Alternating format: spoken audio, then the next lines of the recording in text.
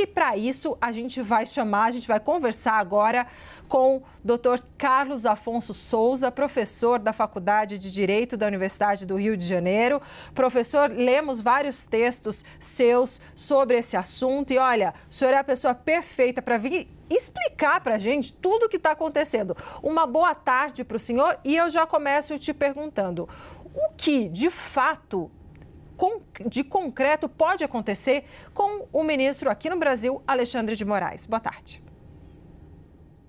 Boa tarde, Débora. Boa tarde, Yuri. Boa tarde a todos que nos assistem aqui na CNN.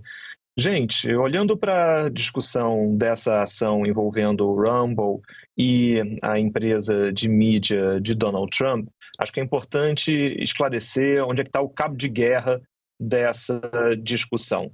De um lado, você tem duas empresas norte-americanas que alegam que as ordens emitidas por Alexandre de Moraes no Brasil, direcionadas a um brasileiro que é atualmente residente nos Estados Unidos, essa pessoa que, inclusive, na ação, ela figura como dissidente político A, é o nome que é dado, a identidade da pessoa não é revelada na ação, embora a identidade da pessoa, enfim, tenha sido mencionada em diversas reportagens veiculando e tratando do tema como um todo. A alegação é que as ordens emitidas pelo ministro Moraes no Brasil implicam em suspensão da conta desta pessoa na plataforma Rumble e desmonetização, ou seja, impedir que a conta dessa pessoa receba qualquer forma de apoio financeiro através dessa plataforma. É muito comum em plataformas de vídeos que você tenha a remuneração por vídeos que se tornam virais, pela quantidade de visualizações de um vídeo. Então, essas são ordens emitidas no Brasil, que dizem respeito a um brasileiro, a conteúdos que são produzidos em português, que tem um impacto no cenário jurídico e político brasileiro, mas esta pessoa está situada nos Estados Unidos e faz isso numa plataforma norte-americana. E é aqui que o cabo de guerra da jurisdição acontece. Porque, por um lado, os advogados da Rumble e do grupo de mídia Trump alegam que essa ordem judicial brasileira, ela produz efeitos nos Estados Unidos, porque a Rumble não possui representante legal no Brasil, então seria, de certa forma, algo que a gente chama de efeito extraterritorial de uma decisão. É uma decisão proferida num país, mas que acaba produzindo efeitos em outros.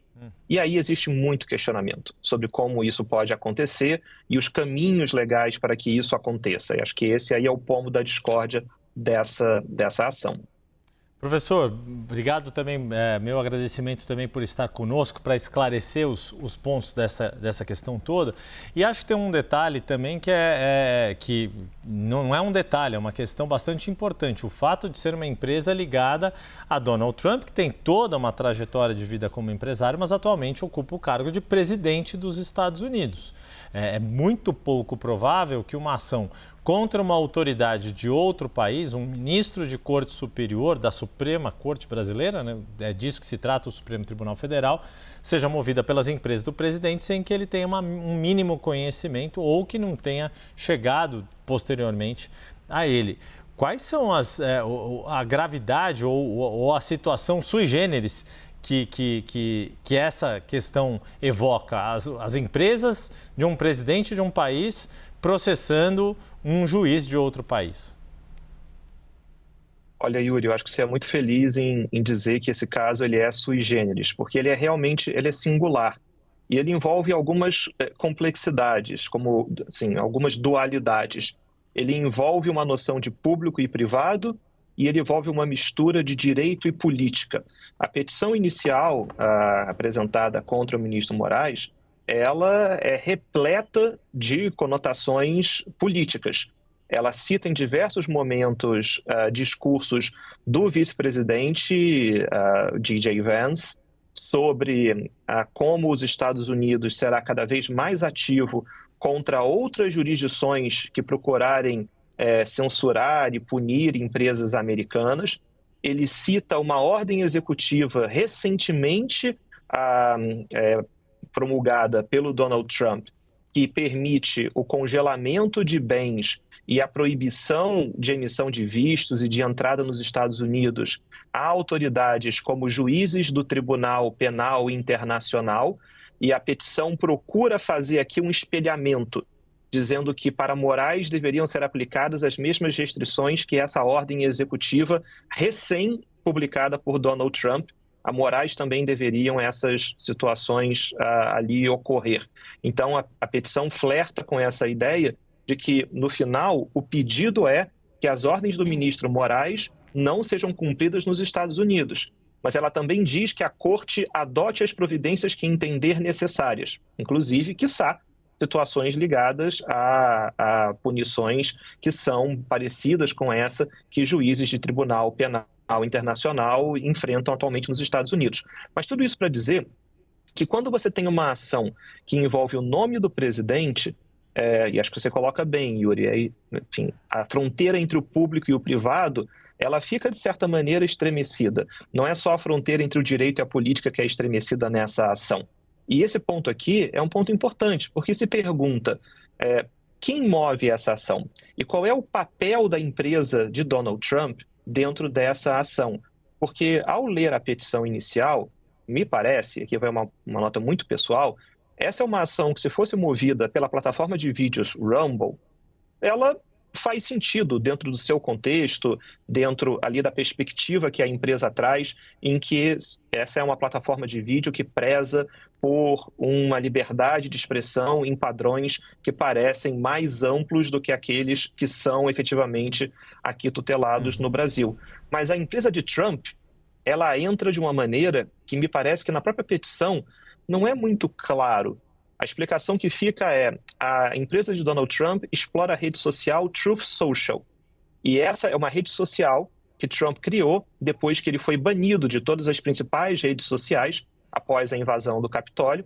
E essa rede social utilizaria os serviços de armazenamento na nuvem que são providos pela empresa Rumble e também, de certa maneira, os vídeos que você vê na rede social Truth Social de Donald Trump viriam da plataforma Rumble. Então essa seria a conexão entre as duas. Mas essa conexão, ela me parece que faz com que a empresa de Donald Trump apareça nesse processo quase como se fosse um super trunfo, quase como se fosse algo para aumentar o cacife da ação e passar uma comunicação de que a empresa serve como uma proxy, ou seja, ela fala por conta de, é como se o presidente falasse por conta da empresa. E eu acho que esse é o estranhamento que a ação gera, porque no final das contas é uma ação de duas empresas processando uma autoridade de um outro país, processando um ministro da Suprema Corte, nesse caso do Brasil. Muito interessante, professor, essa explicação que o senhor traz sobre qual, no fim das contas, acaba sendo o papel da empresa de Donald Trump nessa ação. Então, o senhor nos conta que o pedido, a petição, pede para que Alexandre de Moraes, as ordens dele não sejam cumpridas, sob esse aspecto, não sejam cumpridas nos Estados Unidos, e aí deixa em aberto aí um espelhamento com o Tribunal Penal Internacional de que algumas pessoas, e aí no caso dele, esse juiz, Alexandre de Moraes, poderia eventualmente também não poder mais entrar nos Estados Unidos. A minha pergunta prática é, de que maneira, então, agora, o que cabe a Alexandre de Moraes fazer neste momento em relação a essa petição?